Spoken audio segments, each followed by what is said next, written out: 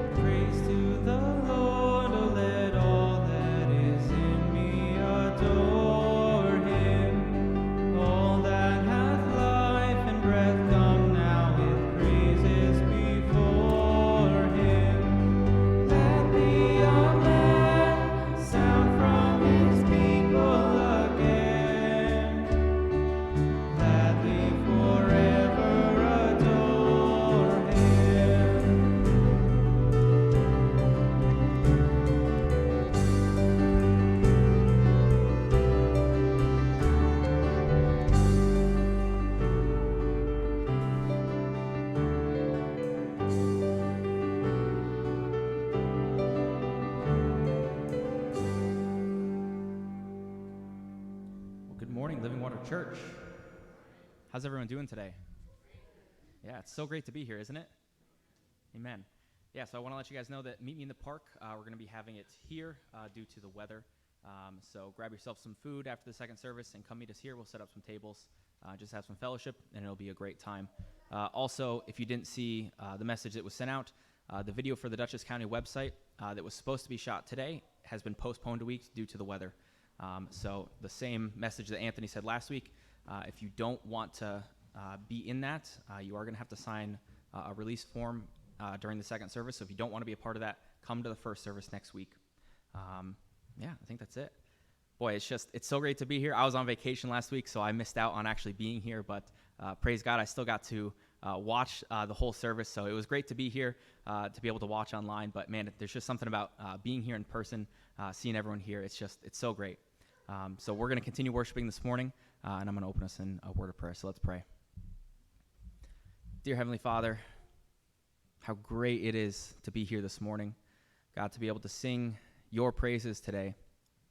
God, what a joy it is. God, as we come here this morning, God, to sing praises to you, to worship you, to honor you. God, just fill our hearts this morning. Continue to draw us to you. Draw people to this place. God, we thank you so much for giving us this building, this church, this family, where we can come together and worship you. So, Father, bless our time this morning.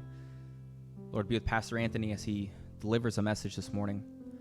And God, just turn our hearts to you. Open our hearts to hear what you have to say to us this morning. God, we thank you for this time that you have given to us. Lord, we pray all this in your name. Amen.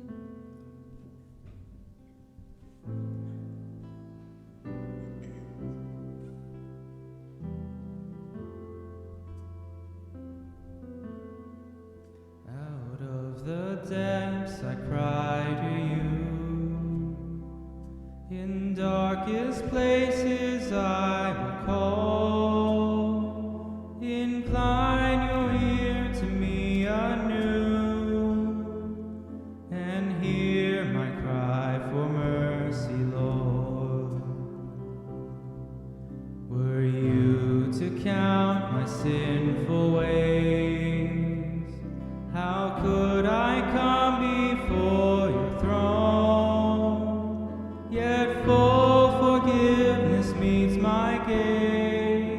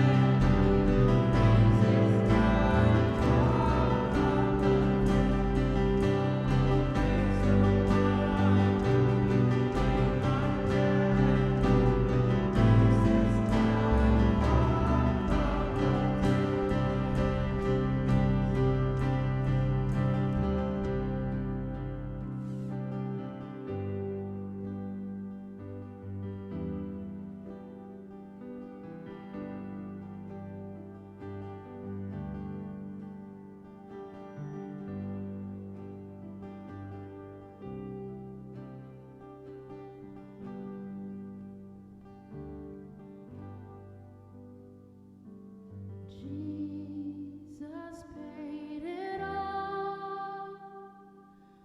All to him I owe. Sin had left a crimson stain. He washed it white as snow. He washed it white as snow. He washed it white as snow. Dear God, thank you for this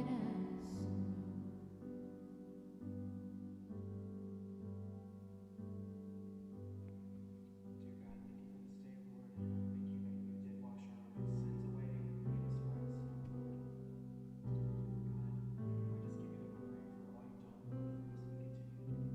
you the glory for all you've done, Lord, for us and continue to do for us, God. Bless your holy name this morning, Lord. We pray that you speak to us this morning through Anthony, God. Your words just fill our hearts and our minds. Renew our minds to your word, God. How's everybody? Everyone's good? Well, what the Bible says is that there is none good. Sorry. It's like a pastor joke kind of thing, I guess. So this morning we're going to finish up a 2-week part of a message, and I have so much to get through this morning, so I'd like to recap, but I just don't have time to recap. So I hope all of you watched the message from last week. If not, what you're going to do is take the information from today and go home tonight and watch the message from last week, and then you'll be like, oh, okay, I get it.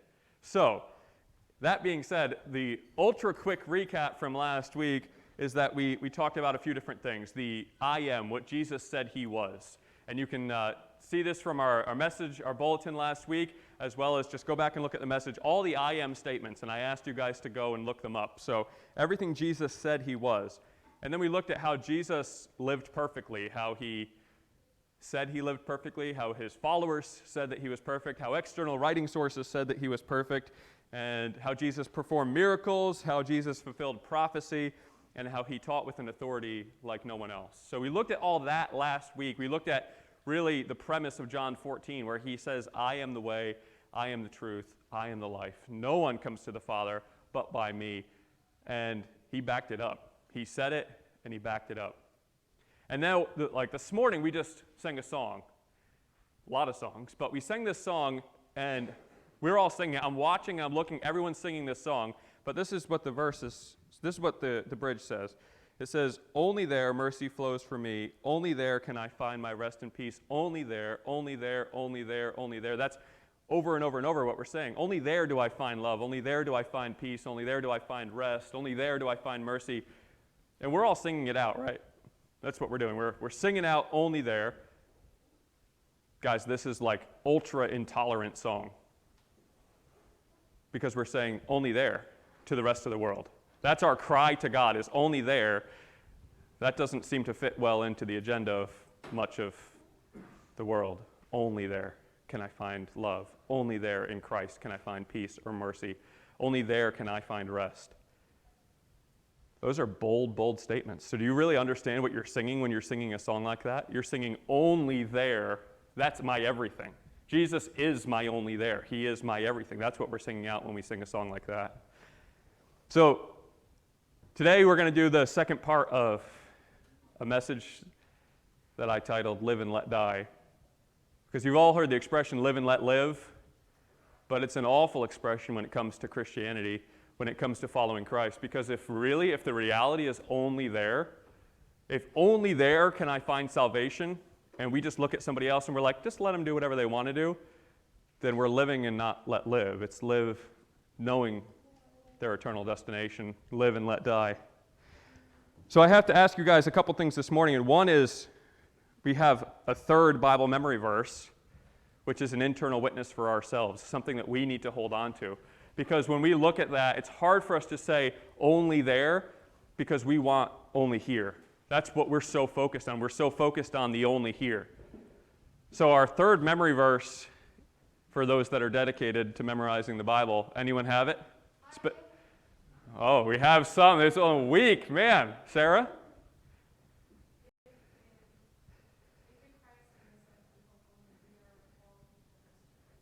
Yeah. Yeah, amen. It's been a week. We can do like 10 weeks and people still don't have a verse down. So 1 week, that's a good track record. So if in Christ we have hope in this life only, we are of most people most to be pitied. Because our only shouldn't be only here. Our only should be only Jesus. And we get it so twisted so quickly.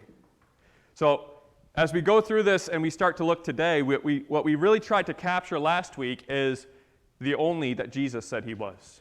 Jesus said it and Jesus backed it up. Jesus made bold statements and he backed up those bold statements in his actions and how he lived, what the Bible records, what external sources record. Jesus was a figure on this earth unlike any other because he is God. So this morning what I want to do is unpack a few things for us in some of the most widely disputed topic, the most widely disputed topic in the world probably is Jesus the only way? Jesus said he was the only way. Now let's look at what other religions say and see if they think they're the only way, why they think that, and what backs it up. Just like we have in our Christian faith, this is oftentimes what happens. We have our faith, and it's our faith because of facts.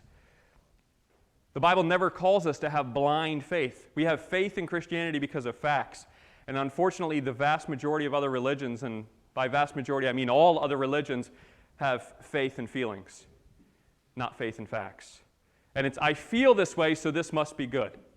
And it's the age-old thing, and you can see it in every single person who wants to live for themselves. They say, I feel statements over and over and over. I feel, so I must have to do. It's the common thing, that's the thread throughout all people who don't want to submit and surrender to Jesus Christ, the I feel statement. So we have faith and feelings for all other religions. So when we look at all other religions in the world, I could probably stand up here for like 3 weeks straight and talk to you about all the other religions. But that's not going to be helpful. So what I want to do today is unpack some of the most prevalent religions in the world, the reasons that we don't follow them, the reasons that they can't be followed and shouldn't be followed, and the reason that truly Jesus is the only way. And in this, I hope the entire idea of this process is to just spark in you one of our other memory verses, which is we destroy arguments.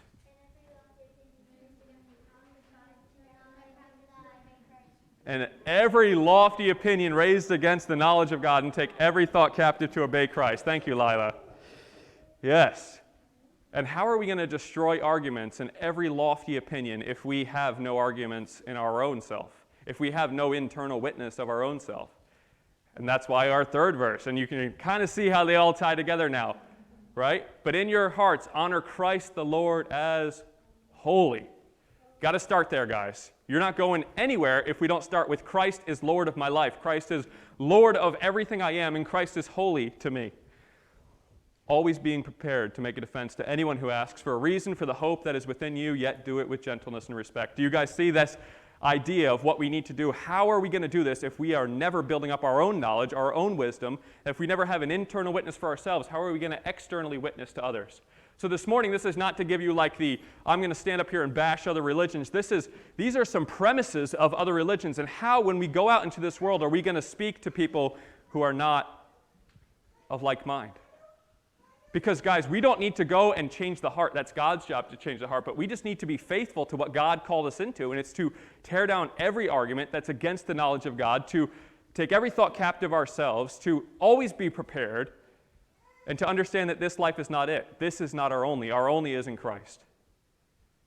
Because to do this, to do what God calls us to, is not going to be easy. Without question, it's not going to be easy, but we want it to be easy. What God calls us into is not easy, but then he tells us, of course it's not going to be easy, but this is not it, guys. This is not life. Life is eternal with me in glory. So if this is all we have, we are of most men most to be pitied. And it's fully understandable when you realize what God's calling us into.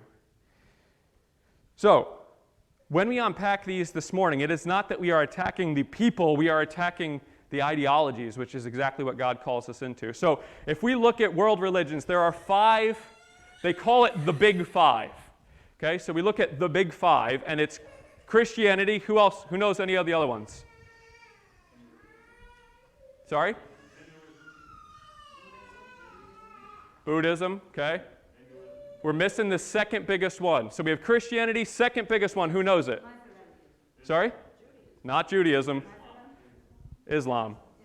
Second biggest religion in the world, Islam. So Christianity, there's about 31% of the world population identifies as Christians. About 23% of the world population identify some form of Islam faith, Muslims. Okay, next one. Who's got it? Buddhists. Okay, so all of those religions, it's a polytheistic religion. So Buddha and Buddhism and Hinduism, they all are tied together in some way, shape, or form. But when we look at these kind of religions, we see that they, after Christianity and Islam, start to quickly slide off in numbers. And there's a map I have just to show you kind of what this looks like. Because Christianity, guys, 31% of the world.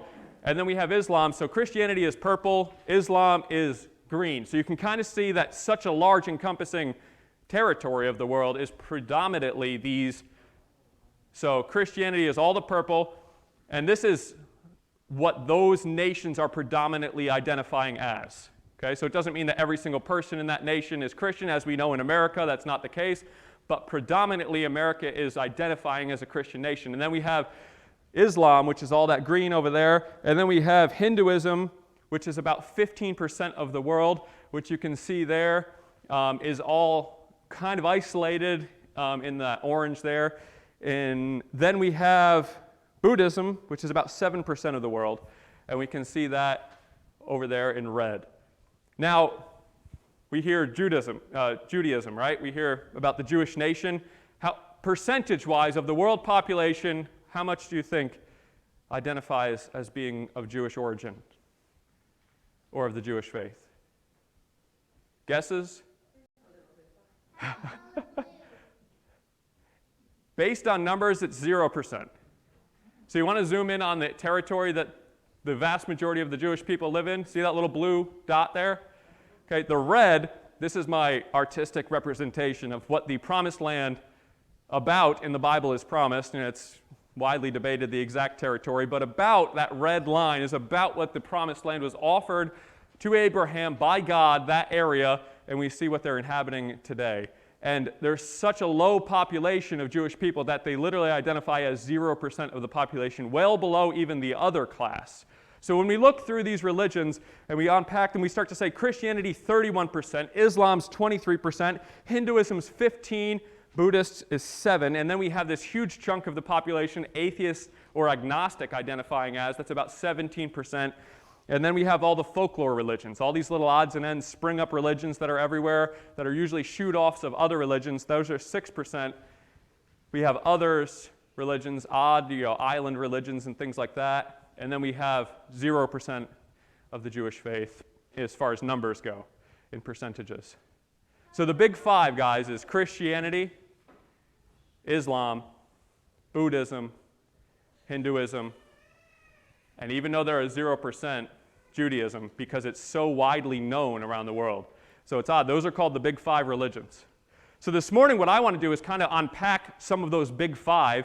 And honestly, I'm going to spend the most time on Christianity, which is probably odd to you that I'm going to refute some things in the Christianity cycle, the 31%, because what did Jesus do when he came to this earth? He was compassionate, and he was kind, and he was loving. So much more to those who were suffering externally in sin than those who were of religious faith and saying they believed, but were not following the teachings of God. We're not following the teachings of Christ. He actually was so much more actively against the religious leaders of the day who were steering the people away because he knew exactly what was going on. They were identifying as being Christians or Christ followers or God-fearers, but they had no fear of God in them. So this morning, as we unpack some of these today, I really want to touch on 3 main ones, and I'll just hit the 4th and 5th briefly, very, very briefly. So when we look at Buddhism or Hinduism, it's a polytheistic religion. They don't profess to be monotheistic. So polytheistic is many gods, monotheistic is one God. And Buddhism and Hinduism do not profess to be polytheistic. So they're so vastly different than us. I really want to focus very little on them this morning because we can look at them and say, okay, it's clear and evident that they are not trying to model Christianity in any way, shape, or form. And we can just look at the accounts that we've been talking about for the last 6 weeks, and that, guys, is really how we would approach people from a Hindu or a Buddhist faith, is saying, okay, these are the accounts for God and the resurrection in the Bible. We're going to lay those things out, and then we're going to talk about suffering in the world, because Christianity's standpoint and God's standpoint from the Bible is that the number one issue in the entire world is sin. But in Hinduism and Buddhist faith, the number one issue in the world is suffering. To the Hindus and the Buddhists, the number one issue is suffering. This is what they're trying to overcome and conquer. So didn't we just have a message about, is God a bully, and talking about suffering? So when you're going to lay down an apologetic, you're going to talk about God, about the resurrection, about the Bible, and about suffering. There's your apologetic for reaching those who are lost in Hinduism or Buddhism. The Jewish faith, guys, is the completion of the Jewish faith is in Christianity. And if you look at it just like this, as simply as this, at one point in time, if you went to the Hudson River and you wanted to get across, you had to take a ferry. So you waited there for the ferry to come, and the ferry came, and you hopped on the ferry, and that ferry took you across to the other side. Now what do? Take the bridge. You just drive right across. You don't have to wait for them to come. You don't have to wait for their power to take you over. You don't have to wait for anything. You just walk or drive across. Now, wouldn't it be foolishness if somebody drove down to the edge of the Hudson River and just stood there waiting for a ferry to show up? That would be crazy. And I'm not saying that all Jewish people are crazy. I'm just saying this is a relation to what's going on today. They're still thinking I can access God by the old means, by the old way, by the things that used to be. When Christ came and completed the law, he completed the old covenants, he made a new covenant with us, and he's saying, I've given you free access, just follow me and take it. And they're still standing there waiting for the ferry to show up. That's what's going on in Judaism, guys. And it's a sad, sad thing because so many are lost, and so many think that they've found the one true God. But what they've done is they've ignored what God has told them. They've ignored what God has showed them. And you can look at this over and over and over again. There's a reason behind this. You can read through Luke 22 at some point in time, and you're going to hear a story that you probably heard preached in churches over and over and over, and then right after they preach it, they take the offering. And it's the story where they go, and Jesus is sitting in the temple, and he's seeing people come and giving offerings. He's seeing all these rich, prominent people. They come and dump their offering, dump their offering, dump their offering. And what we fail to realize is that in the Jewish faith in that time, really you were buying your way into heaven. That's really what was going on. You're giving your offering to the temple, and they're sacrificing, and they're making sure you have the blameless, spotless lamb, and that you have turtle doves and whatever that you need, so that way you can be right with the Lord. And what they're doing is saying, give us your wealth, and we'll give you salvation. This is what the religious leaders of the time were doing. So then you see this poor widow come, and she gives all that she owns, 2 pennies. She just gives 2 pence, just two minuscule amounts of a denarius, which is just 1 day's wage. She just gives this little bit, and Jesus looks and says to his disciples, he says, look, that widow gave more than all the rest. All that are putting in much, that widow gave more. So then we look at that and we're like, okay, guys, you need to give it all. You need to give more. And then we take an offering because then everyone feels bad. That's what we do.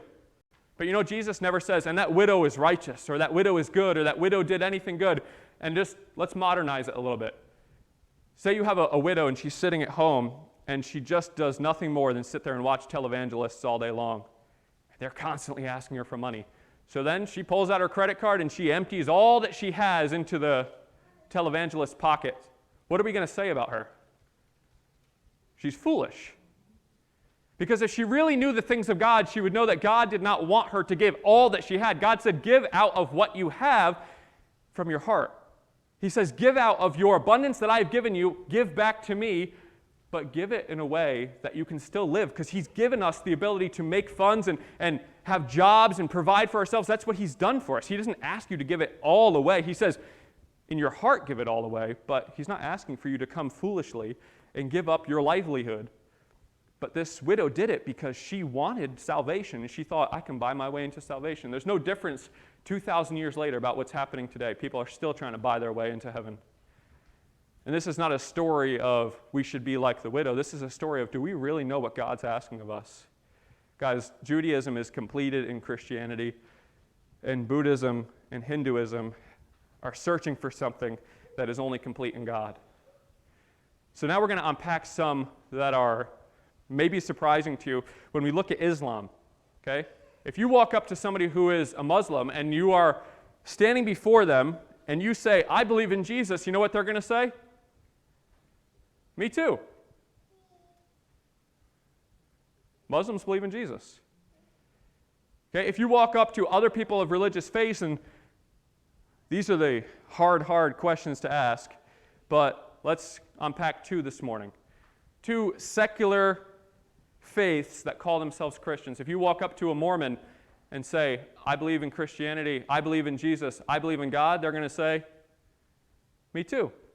If you walk up to a Jehovah's Witness, I believe in Jesus, me too.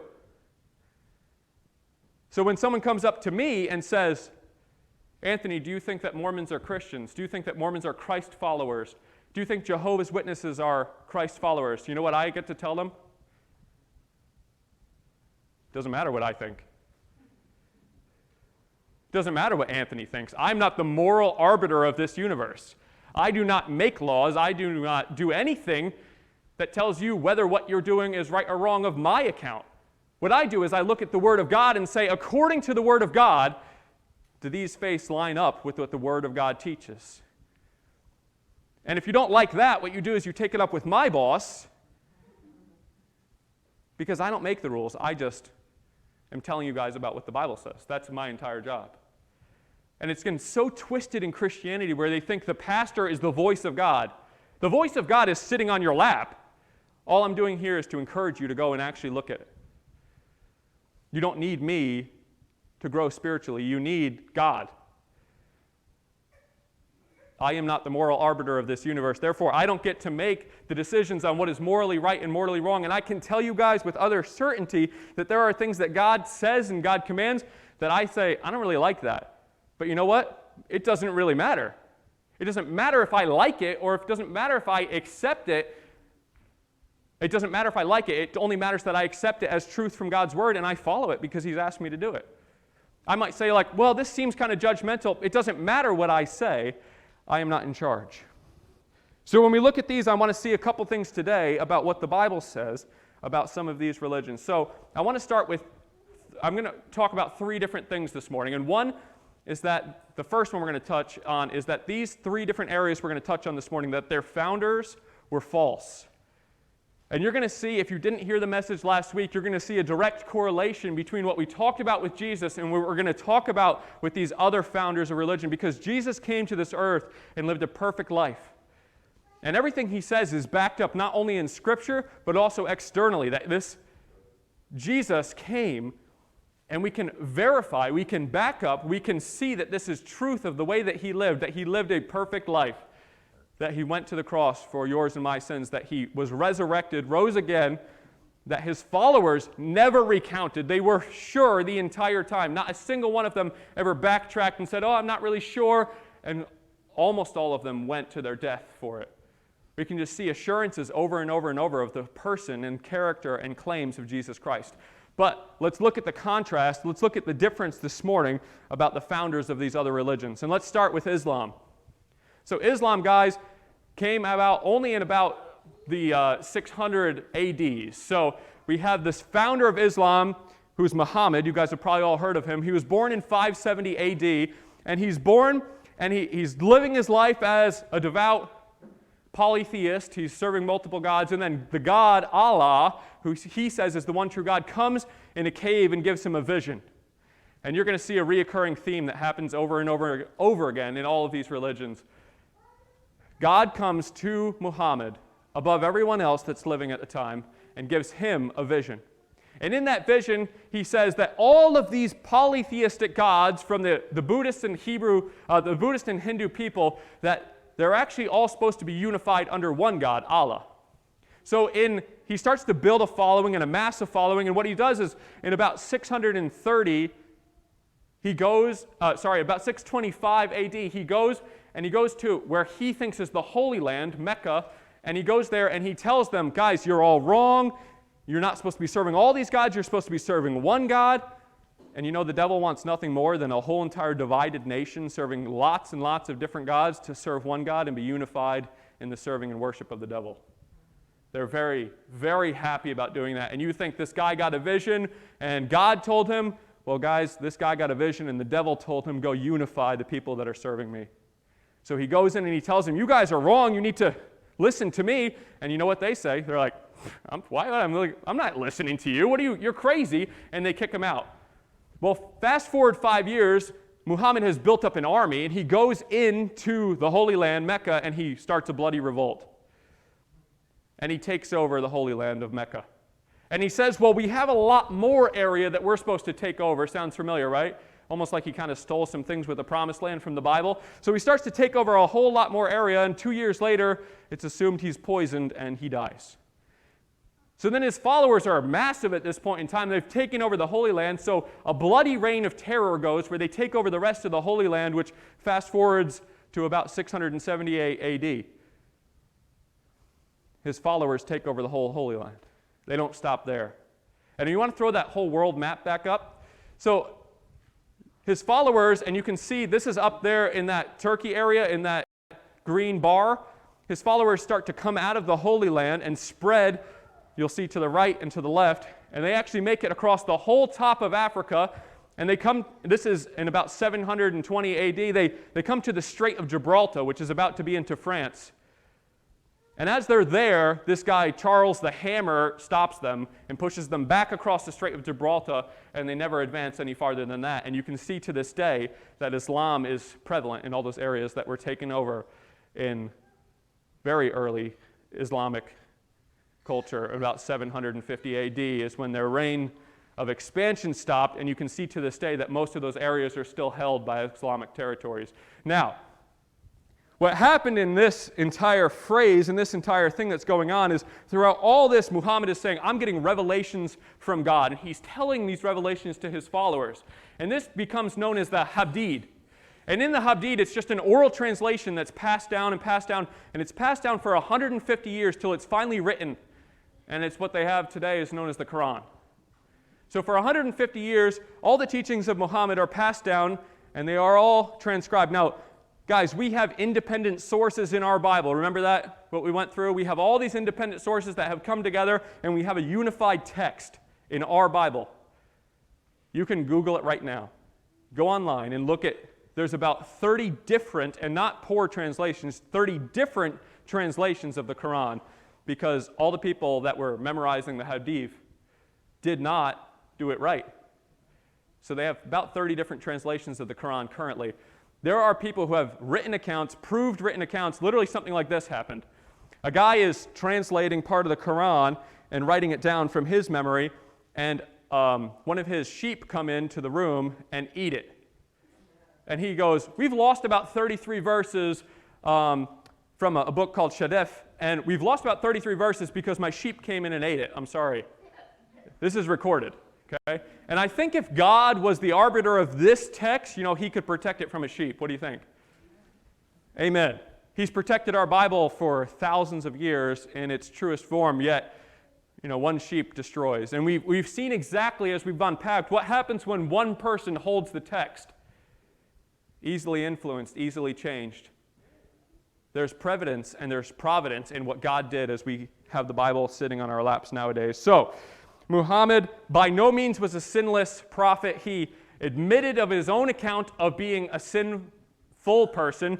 He actually says in the Quran, you can look up verses, that he had to pray for forgiveness over 70 times a day to Allah. He did crazy things like beat people up for money and extort people and married a 9-year-old girl and just crazy, crazy things that this guy did. And this is the prophet that people found the entire religion upon. We can see exactly what happens in something like this, where a guy says, I don't want to live under the moral compass, the moral understanding of God, so I'll make my own religion and live however I want. And we see that evidenced in his life, that he just started living however he wants, an awful and sinless life, sinful life, not sinless as Christ. And as we unpack these kind of things, we see evidence so quickly that just takes very little time to unpack, that these things are so unsimilar, so unrelated to the providence of the Bible and Jesus' teachings and the things that we can find in Scripture. So that's Islam. That's the kind of the foundation of Islam. And as we look at that, we can see that the founder of Islam, Muhammad, he was just false in so many ways. He was false in his teachings. He was false in his writings. He was false in his actions. There's nothing redeeming about this guy that would say, yeah, that's the guy I can base my life upon, like I can with Christ.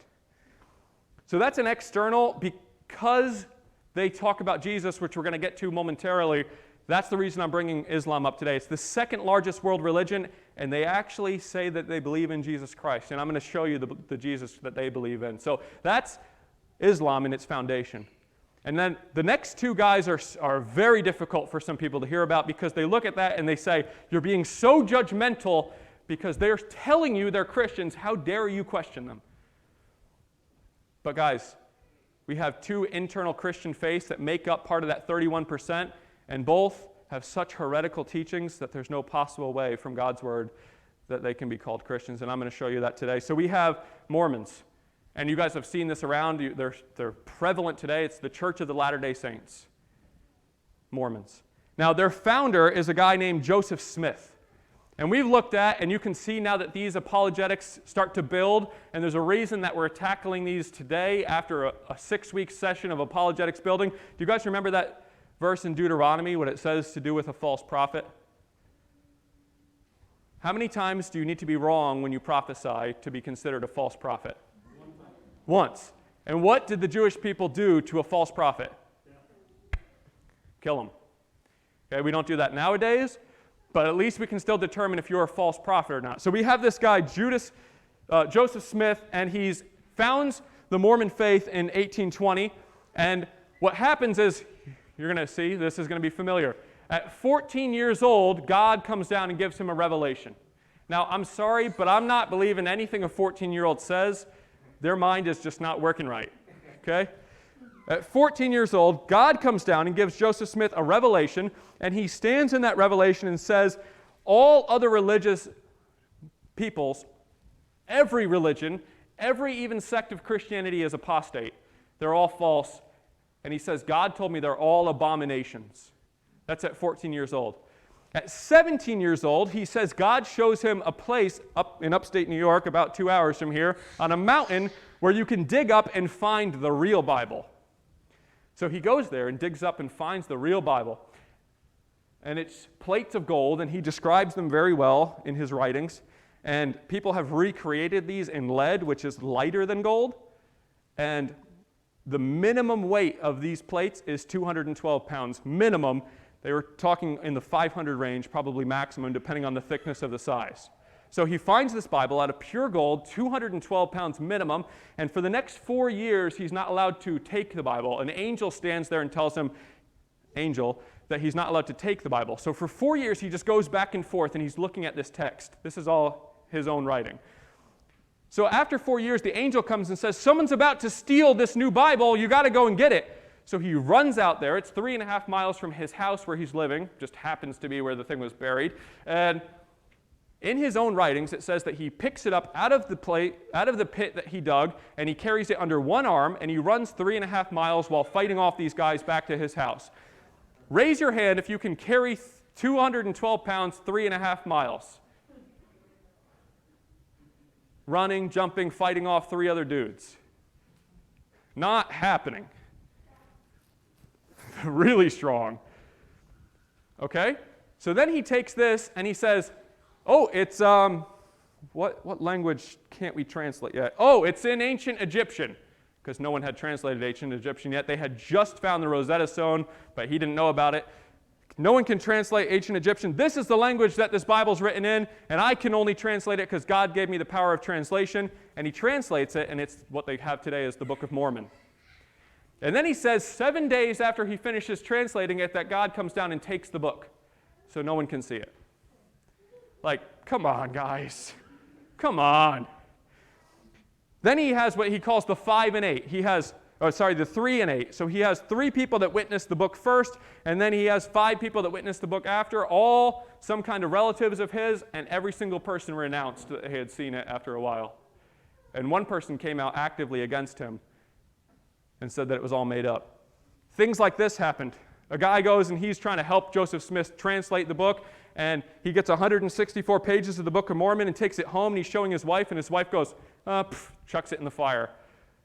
And Joseph Smith says, well, since you were against God, we're just not going to have those pages anymore.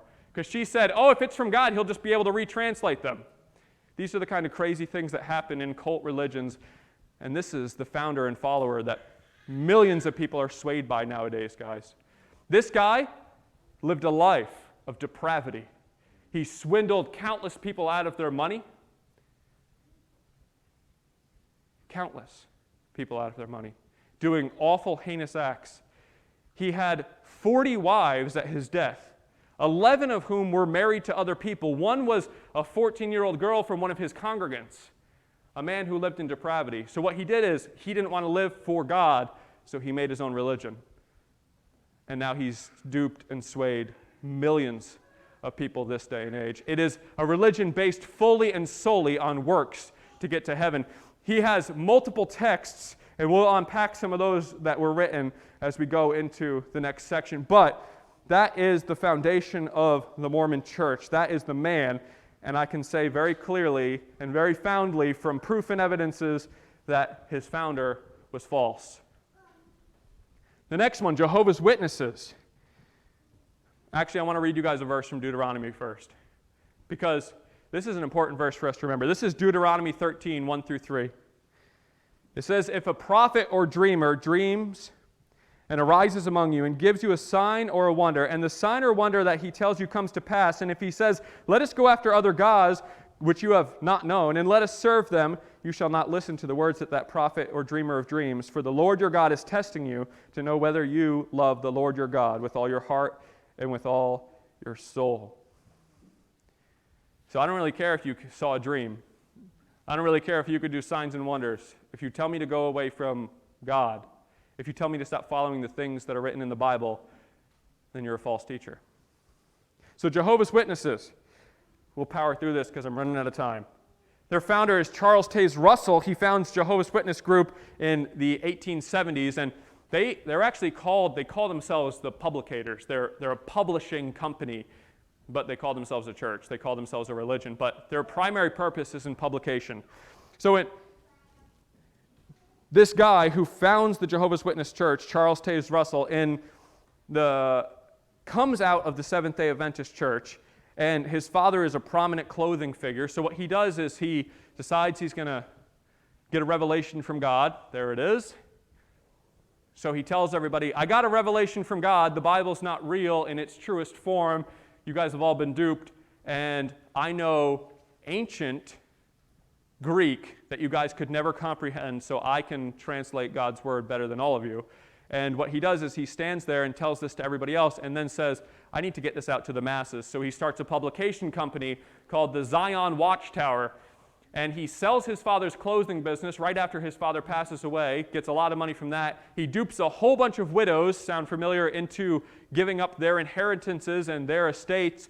And he sells everything and starts the Zion Watchtower. And he starts publicating all of these false documents. He writes a book that he says is the real interpretation of the Bible, the real study of the Bible. But he doesn't come out boldly and say that yet. He just says it's a study through Scripture. But then we see the Watchtower affirm that later as being biblical truth and biblical text. So he comes out with these false teachings.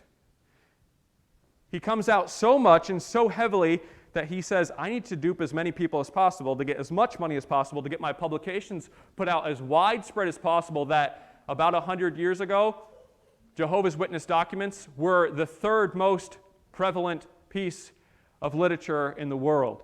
You had the Bible, you had the Chinese Almanac, and you had Jehovah's Witness documents. That's how big he grew his publication company to dupe people.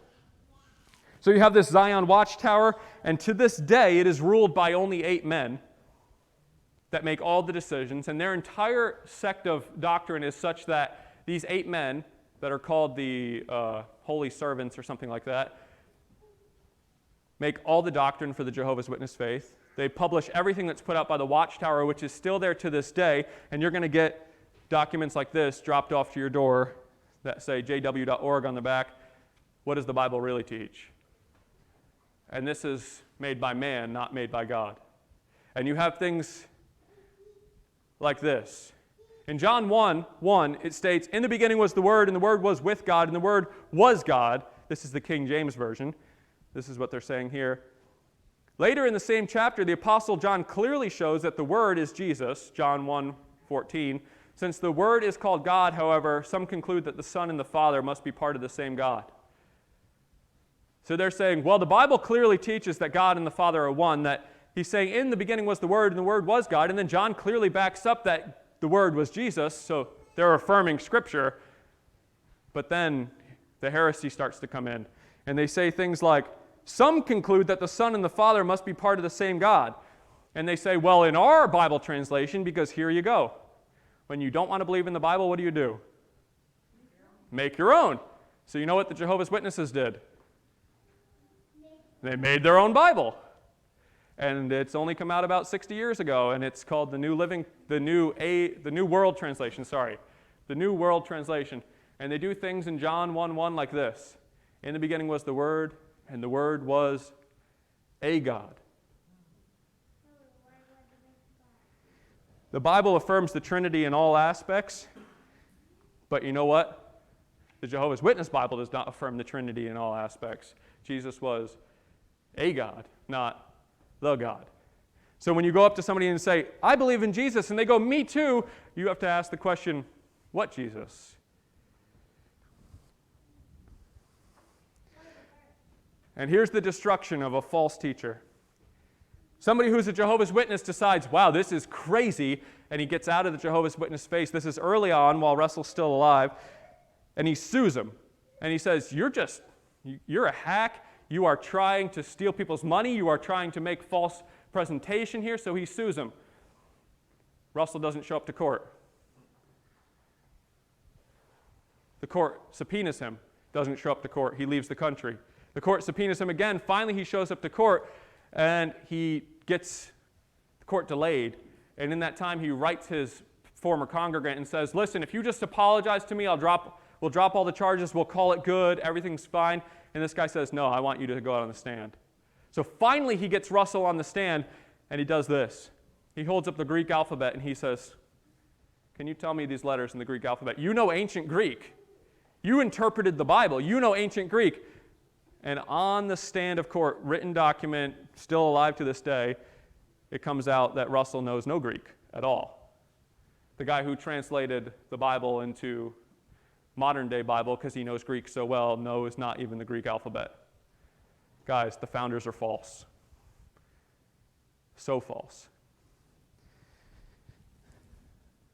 The second thing, the writings are fake. I unpacked a little bit of this, but the Islamic writings, guys, 150 years for the Hadith, multiple translations, nothing lines up. It contradicts itself over and over and over. Do not start this path, but read the Bible first. Get to know the Bible, get to understand the Bible, and then by all means go and read the Quran. It's the best way for you to never become a Muslim. But you need to know the Bible first. Okay? Don't go out and read it before you know the Bible. Know the Bible. Get your apologetic down, get your internal witness down, and go read it, and you're going to see crazy things. Like, how was man made? Well, the Quran contradicts itself over and over and over on something simple as how was man made. It says that man was made from blood, and then it says he was made from water, and then it says he was made from earth, and then it says he was made from dust, and then it says that he was made from nothing, and then it says that he was made from this small little seed that God planted on the ground. It's like over and over and over, there's contradictions, and that's just one little thing out of many. It's so poorly written that even Aramaic scholars have come out and said, this is an incoherent document. So when you read the Quran, you're going to see everywhere these little brackets in there, and those are all added in words, just literally so it can make sense. It's crazy. You read this document, and you're like, this, when I read it, I see power. When I read the Quran, I see junk. And it's so clear and evident. We have things in the Quran like Muhammad turned water into milk. Okay? This is written about 600 years after the New Testament was written. Sound familiar, right? We have, well, Muhammad was teaching one day, and there was a lot of hungry people, so out of a little tiny bit of food, he fed 10,000 people. Sound familiar, right? So, you can kind of see where many of these teachings sprang up from in the stories, but people are so blinded that they're never willing to go back and actually look at the basics. Okay, in Mormonism, we have the Book of Mormon, which is the gold plates translated, and then that wasn't good enough. The Book of Mormon wasn't good enough, so what they did is they started to expound their literature that they all now, right in this day, present day, call Scripture. So you have the Book of Mormon, the Book of Covenants, which was all of Joseph Smith's writings, and then you have the Pearl of Great Price, which has been utterly and thoroughly disproven to this day, but they still stand by it. In the Pearl of Great Price, they have something that's called the Book of Abraham, because Joseph Smith had the ability to interpret old and ancient texts that no one else could. So they found these two ancient papyrus, and they brought them to him and said, translate these, and he translated them into the Book of Abraham that they have to this day and think is Scripture. But the problem is he didn't destroy the ancient papyrus, and they were still around, and eventually someone was able to translate them, and they were Egyptian documents talking about trade routes and things like that. And they said, look, we can translate these nowadays. What you got going on over here? And he's just like, oh, let's keep it. And they kept it. I'm not joking, guys. This is really what happened. And what happens in these faiths is they're so blinded by other teachings that they don't even bother to look at their own history of their own faith. So I'm telling you this, guys, and the reason that this is coming out today is we need to be on guard. We need to be prepared to go and say, do you even know the basis of your own foundation? And I can promise you that the vast majority of Christians sitting in churches don't even know the basis of their own belief. So it's no different what you're doing sitting in church week by week or what a Mormon or a Jehovah's Witness is doing sitting in their teaching week by week. They don't know the foundations of their own faith. Jehovah's Witnesses, there's things just full-blown heretical in their Bible, in their Watchtower publications. There's things like this. This is direct from Jehovah's Witness website. It says, the people are wrong if they say that it's sufficient to read the Bible exclusively, either alone or in small groups at home. Though such Bible readings, they have reverted right back to the apostate doctrines that commentaries by Christendom's clergy were teaching 100 years ago. So what Jehovah's Witnesses are saying is, if you just read the Bible, guys, be careful because you're going to believe the things of the Bible. That's really what they're coming out and saying. And everyone's there just shaking their heads like, yeah, okay, that sounds good. This is, unless we are in touch with the channel of communication that God is using, we will not progress along the road to life no matter how much Bible reading we do. And then it tells us what the channel of communication is. The faithful and discreet slave, that's what the 8 men in New York City at the Watchtower are called. The faithful and discreet slave was appointed over Jesus' domestics in 1919.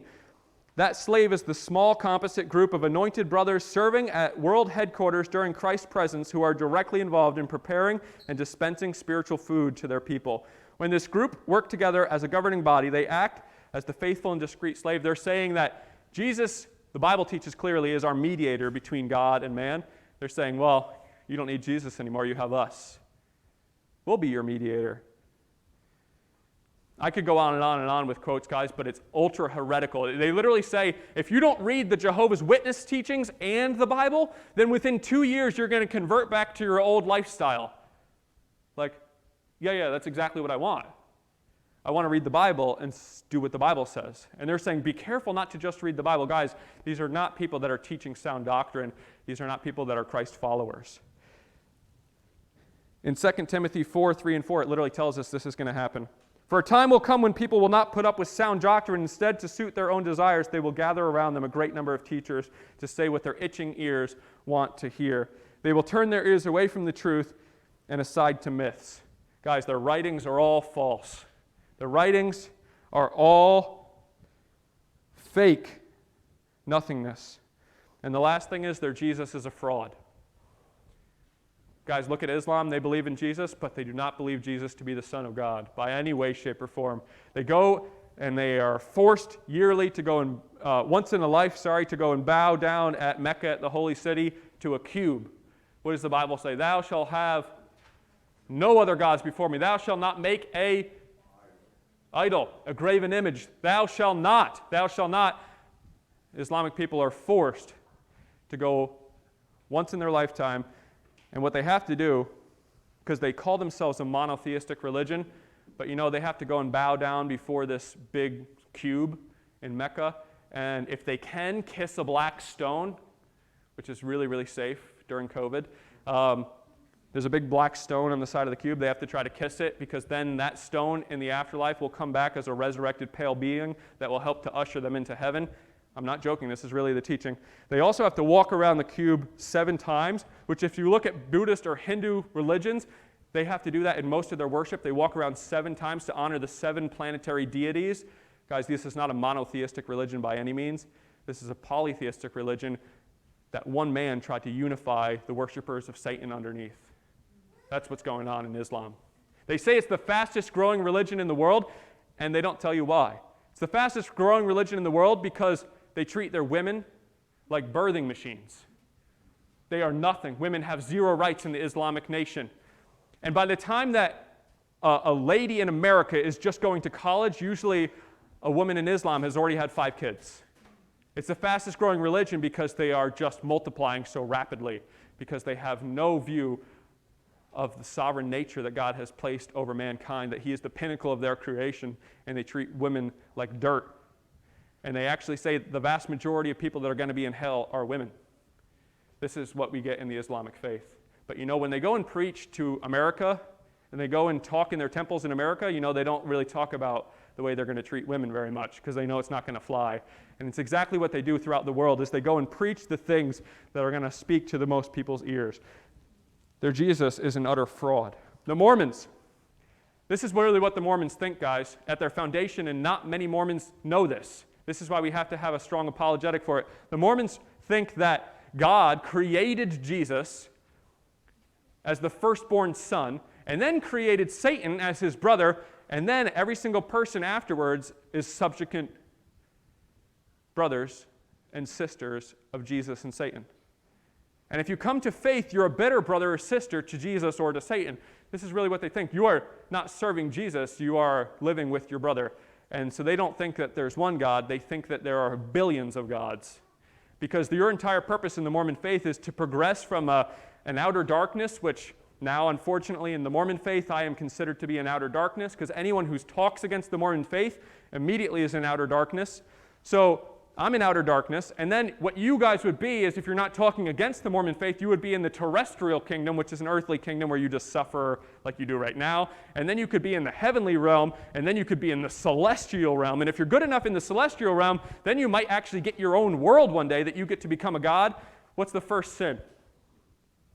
First sin in the garden, what happened? Try to be like God. What's the sin that's reigning in the Mormon church? Become a god. You'll get your own world. You'll get your own people. You'll get to have your own kids. You'll get to have your own celestial wife. So they don't even let you into the celestial kingdom unless you're married on earth to a celestial marriage that then they can utterly annul if you leave the Mormon faith. Guys, it's all craziness. Jehovah's Witnesses, they don't believe in the Trinity. They don't believe in the deity of Jesus Christ. They don't believe that he is equal with God. They believe Jesus was a spirit in heaven until God decided that he would be born on earth. And now he's going to rule as king in heaven under God's authority. That's not a true Trinitarian belief system, guys. They do not believe in the deity of Jesus Christ. So this is exactly what happens. We say, well, they just believe, so they're fine. So imagine if I set my own religion up now, and it was the religion of the flying people. Okay? And I indoctrinated you for 3 months, and then I told you, okay, now you're in the religion of the flying people, and I took you up to a cliff and you jumped off. What's happening? What if you believe really, really, really well? Splat. Okay, because the power of your belief does not signify truth. It doesn't. And that's why it's faith plus feelings. And that's why these religions prosper. Because it's faith and feelings and not faith and facts. Guys, the fact is that you can have a religion of anything you want. You know what? Religion of flying people is going to end in death, just as the religion of these people are going to end in death.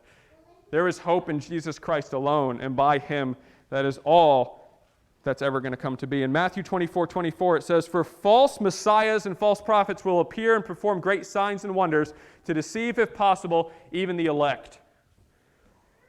It's so appealing, guys, when somebody says, comes into a church even and says, guys, I have the new revelation. I have all the answers. Follow me. And then you see it's a works-based religion. And what have we learned throughout all of the book of Galatians? What do we desperately want as humans?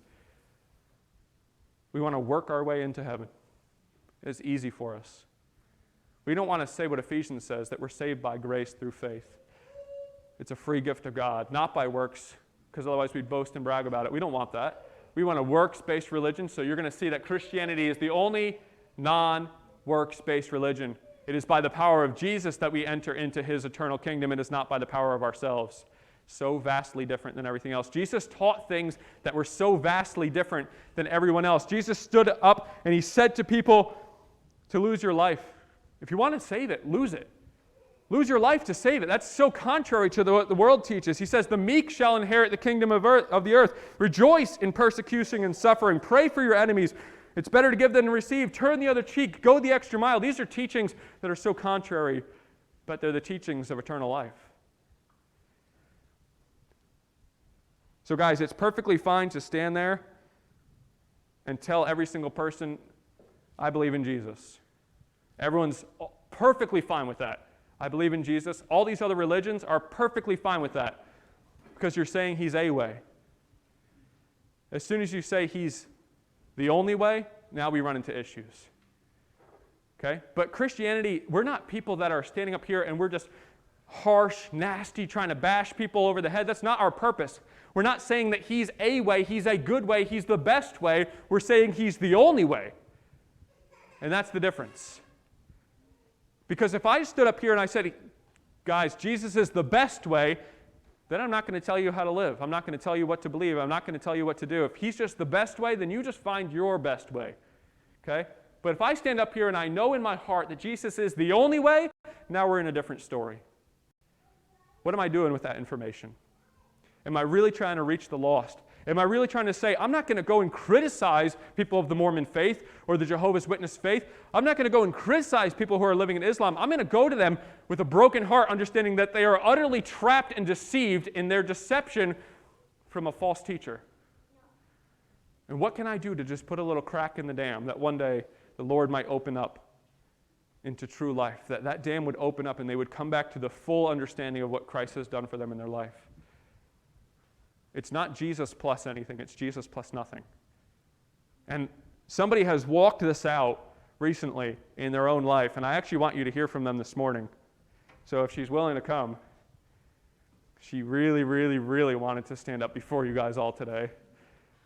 But this is Debbie, and she's been here since February and has walked out literally what we're talking about this morning, right? This lifestyle. So this is Debbie, guys. Good morning, everyone. Debbie. I came to the church at the end of February seeking deliverance. I was born, just to give you a brief background, I was born into a family of no gods, atheists, many addictions, many dysfunctions for generations and generations. So I was born into this family and really was raised with no belief in God. We did celebrate Christmas and Easter, however, it was the Easter Bunny and Santa Claus. There was no Jesus, no God involved. I did, however, have a inner curiosity about God and an inner desire to, get to know God in some way. As a child, my mother did have a friend who attended the Catholic Church, and I did ask my mother to please ask her to take me to church. And I think I attended maybe only once or twice, and that just fell by the wayside. As I got older, I fell into a life of addictions and sinful lifestyle for many, many years. In my early 20s, I did find my way out of some of the addictions, but I was brought to believing in a higher power through AA, and I started attending the Catholic Church. However, I really did not get much from the Catholic Church. I didn't really get to know Jesus. I didn't really get to know what he'd done for me, or anything really about the Bible. It was just by works. It was going to church and saying these prayers by rote and giving donation. And I married in the Catholic Church, promised to raise my children in the Catholic faith. Fast forward, that marriage ended in divorce. I had 2 children from that marriage, which I did raise in the Catholic faith.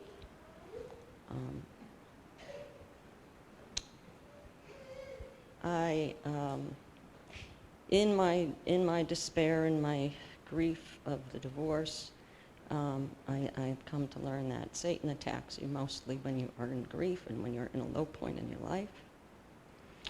I was then led into another relationship with a very sinful man. Had a child out of wedlock. After that relationship failed, again in my grief, like Satan just wrapped some more chains around me. And I fell back into my addictions and picked up some new addictions.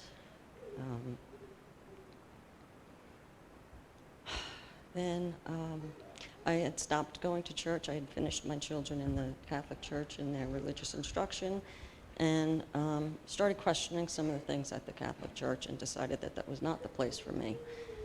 So now I was with no church, no godly leaders in my life, and divorced and on my own at this point. That relationship had ended with that man that I had the 3rd child with, and it was at that point that my addictions really took a hold of me. And was at a hairdresser, and she started talking about Reiki, which was some form of spiritual healing. And I was in such torment and such emotional pain that I was just willing to try anything at this point. So I started seeing her for Reiki, and she was giving me these treatments that seemingly felt very good, brought me some peace and comfort during the sessions. However, it never lasted, but maybe a few days or a week or whatever it was, and all the torment and the pain came back. But I was like instantly pretty much addicted to the Reiki. It was just I couldn't get enough of it because it was the one thing that was actually, I thought, making me feel better and feel good. She was moving out of the state, so I wanted to find somebody else I could go to for Reiki. Couldn't really find anyone that I could connect with, so I decided that I would get trained in it myself. And I didn't really do too much with it in the beginning. I was just kind of floating along, really, just in mental torment and anguish. My father passed away.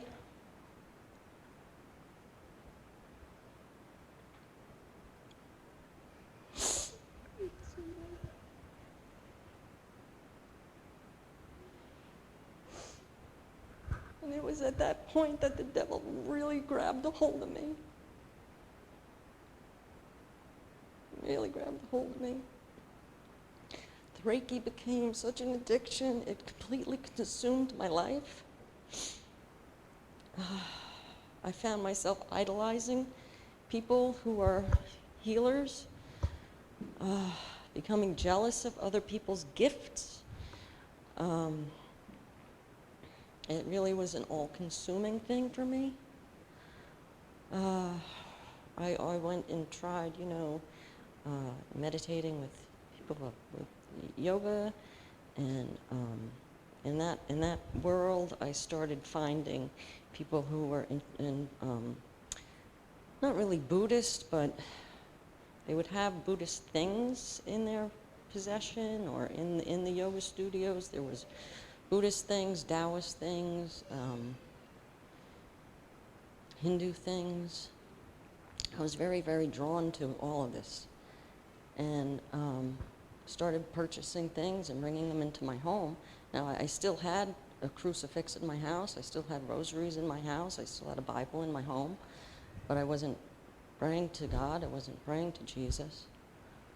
And I started having people coming to my home to give people this Reiki. A lot of supernatural things started happening to me. I started having involuntary body movements.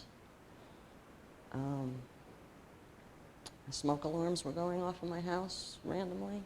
Things were falling off the walls randomly. Chairs and step stools would fall down on the floor randomly. The most disturbing thing was what I now know what it was a succubus or a spirit husband who was visiting me in my bedroom at night. It started to concern me that all these things were happening and I didn't know why. I went to the Catholic Church to talk to the priest, and he suggested that I see a psychiatrist. So I left there, of course, in tears, and couldn't understand why all these things were happening to me. It was the mental torment and severe, severe agitation, anger, rage, uncontrollable crying,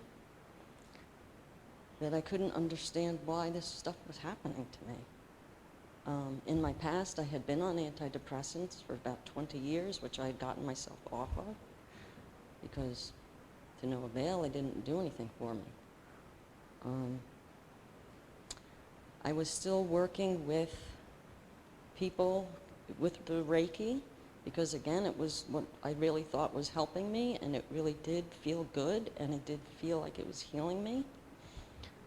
So when I say God can take things meant for evil and turn them into something good, I truly believe that he was doing that in this for me, because it was through a couple of these women that I was working with that actually brought me here. And I don't mean just to this church, I mean just to God, I mean here to this exact church.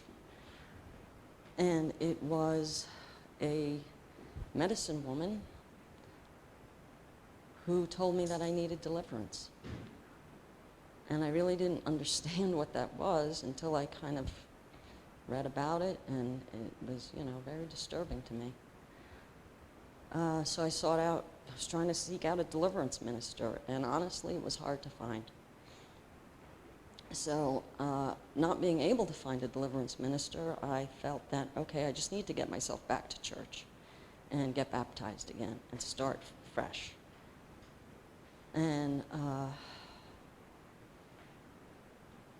I came here at the end of February, a very broken mess, seeking help. And it was here that I found love, compassion, acceptance, and people who were also willing to share their experiences with me and their brokenness, which made me feel comfortable enough to open up and share here. So after the baptism, I was able to locate a deliverance minister through Jonathan and through Pastor Anthony.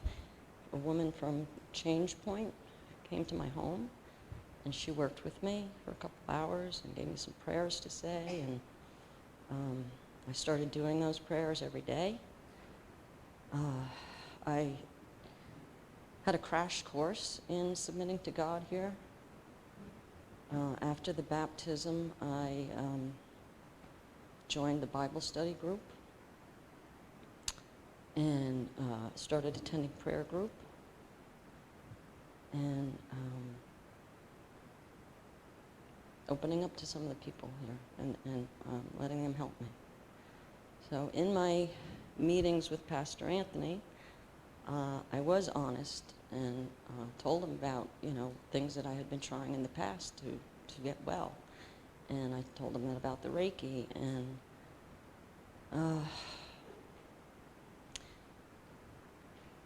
he came to my home one day with one of the other fellows from the church here and prayed for me, and got to see what I had in my home. And I still was, however, not convinced that it was the Reiki that was bringing these negative things to me. So I sought out my girlfriend who I had been seeing for the Reiki, who had trained me in some of the Reiki, who calls herself a Christian, who can recite scripture and pray in Jesus' name and everything. However, the last couple times I saw her, I did not feel the same anymore. I did not feel the same way that I had in the past. And after the last time I saw her, because I was having this severe rage and agitation and tearfulness, and she came to my home and she gave me this session, it just didn't feel like it had in the past. After she left, I had more agitation, more tears. So I reached out to Pastor Anthony immediately, and I had never connected who it was that I was seeing for the Reiki, but God told him who it was, and he knew immediately. And so he asked me, well, what happened when she came? And so I told him, and he said, I'm sorry to tell you, but you shouldn't be doing that. And being ready, willing, and able to do anything to feel better, I just said, okay, fine. Reiki's out of my life. And I tore down the room that I had set up for it. I took down my certifications, I ripped them up. I boxed up my books, put them in the closet. However, I still had in my home statues of Buddha, a Hindu thing, Ganesh, some Taoist things. And I couldn't get more than a few days together without this rage and crying coming back. Couldn't understand why. I'm coming to church, I'm coming to Bible group, I'm coming to prayer group. Why are these things still happening to me? I happened to come across a YouTube video that was explaining that just by merely having these items in my home is drawing these demons to my house and to my family. So I had all this. I had tarot cards, oracle cards, all this stuff, and tapestries, and this figurines, and everything in a box in my closet. And I said, it's still in my home. I've got to get this stuff out of my home. And I was going to give it to somebody, and I said, I can't even give this stuff to anybody now, knowing what I know about it.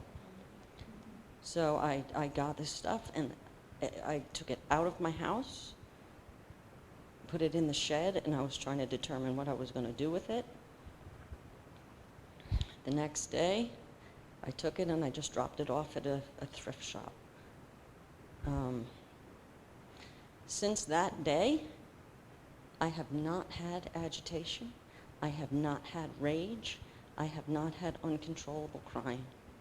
Oh, I do cry all the time, but for good reasons, because the Holy Spirit is working in me now. So, when they say that these are false gods, when Pastor Anthony explained to me that it is attached to evil and demonic things, oh boy, do I believe it. I am certain of it, that it is Jesus and Jesus alone. I don't need Reiki, I don't need incense, I don't need candles, I don't need sage. I need Jesus and the word of Jesus. This is now my home. This is where my friends are. This is where my family is. This is where I am loved.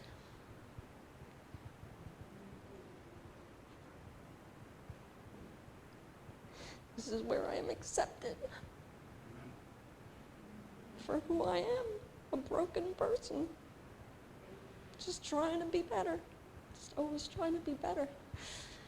I've just forever been trying to feel better, be better. And now I have found the answer. I have found the truth. And I have not been shy to withhold my experience. I have not been shy to speak my truth to other people. And I can say that I have shared with people who have had tarot cards in their house or things of Buddhism in their possession, and have immediately, without even questioning, just gotten rid of it, just by me merely sharing my experience. So I thank God for giving me the courage and the strength to do that. So that has been my experience, and just thank God that he brought me here to this church. This is where I needed to be. Thank you.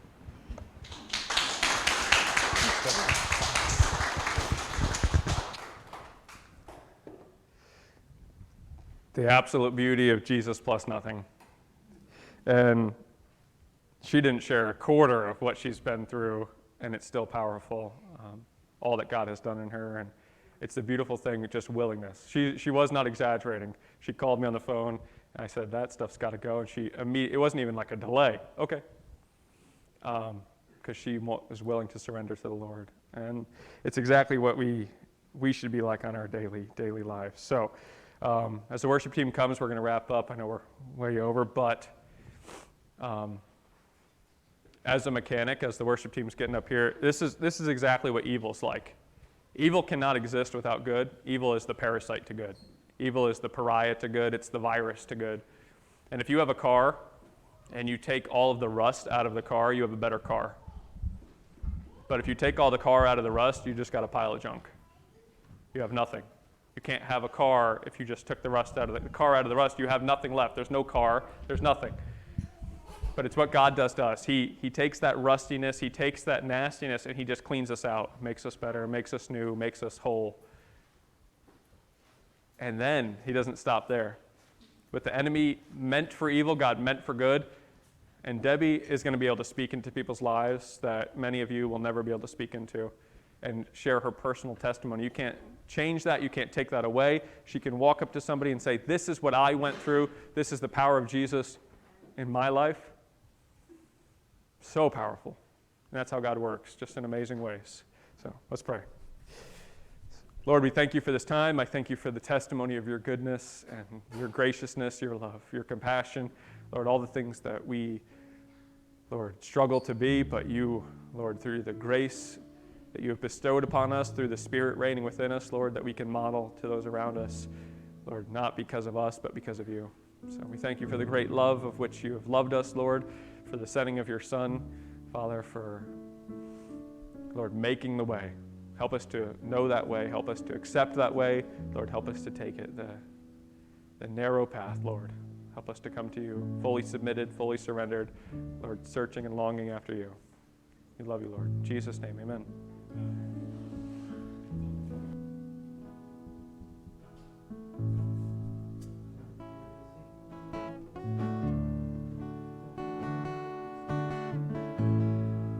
The kindness of mercy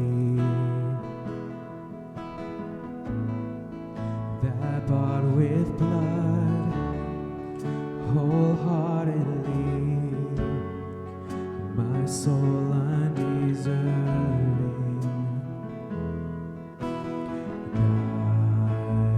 God, you're so good. God, you're so good.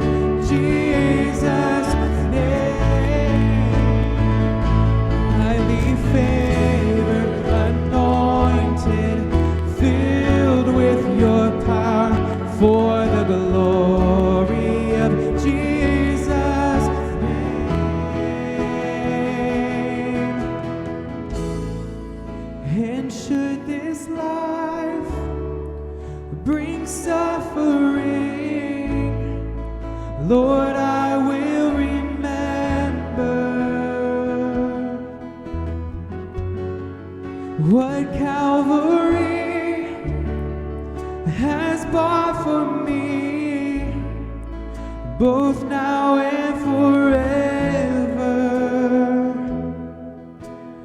God, you're so good, yes you are.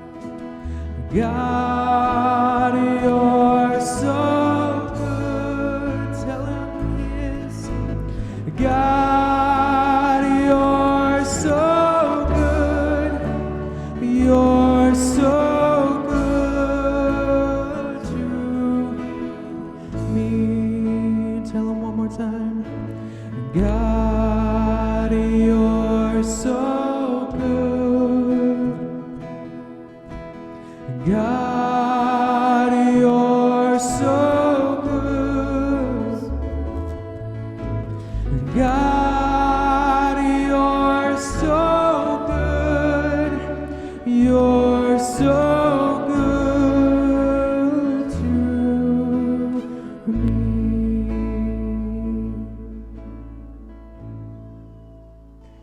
Yay, amen. So I know I went super over, but we have a quick announcement for you guys from one of our elders, Jason. So Jason, if you want to come up. If you guys need to head out or something, you can always watch later online. But so you guys all know Jason Miller, but this is a sad announcement, but an announcement nonetheless.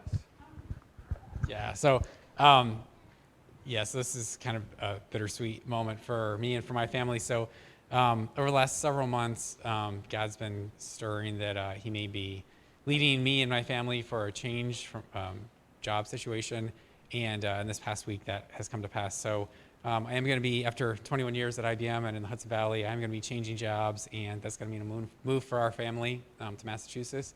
So there's a lot behind that story that I'd be happy to share with you, and I think God's just been super gracious through this process of just speaking clearly and confirming that this is what he has for us. So we don't know exactly the timeline. This is not our last Sunday. This is not goodbye. But this is, just wanted to share with everyone now that we know that that's the case and that we will be transitioning, and we just have nothing but love and joy in our hearts for this church and for our time here in the Hudson Valley. It's been, just absolutely just an incredible experience and a blessing for us, and we will miss this place and this church terribly, but we also trust that God is in control and that he's sovereign, and that he leads, and when God moves, that you have no choice but to follow. And so that's our plan. Again, you can talk to me, we can talk more about it, but I just wanted to share that with you so that you all are aware of that, and we'll talk more as we go forward. So Jason has been with the church a long time, and has been a leader here, but an elder for the last year, and just, I cannot even describe the amount of stuff he's done behind the scenes here at the church that no one knows about. Just so much work and dedication and everything with excellence. That's just the way Jason works. Everything with excellence. And then if you have a child here in this church for like ever, you know his wife, who faithfully, week in and week out, for 5 years, every single Sunday, taught our kids upstairs in the dock. Never once, I don't think ever, did I hear a word of complaint out of Jenny. I cannot imagine. It's hard enough with 6 kids, but to have a ton of, and she always taught like the worst kids to teach, the ones that are like squiggly and squirmy. Cue my children. But thank you, Jenny, so much for your service. What a blessing. And without question, we have kids that are being raised up in this church because of the faithful service that Jenny did here, that are going to grow in the grace and knowledge of our Lord and Savior, Jesus Christ. It's just an amazing thing. So thank you guys. Like you said, this is not their last Sunday. If you guys want to hear the full detail story, check with their family, and we are not going to stop praying for them as they usher out. This is not meant in a negative way, but we don't need Jason at Living Water Church. You don't need me at Living Water Church.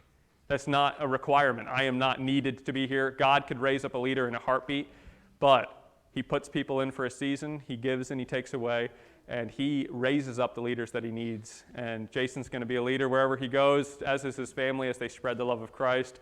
And we're going to keep praying for them in the times to come. So, amen? Thanks, guys. See ya.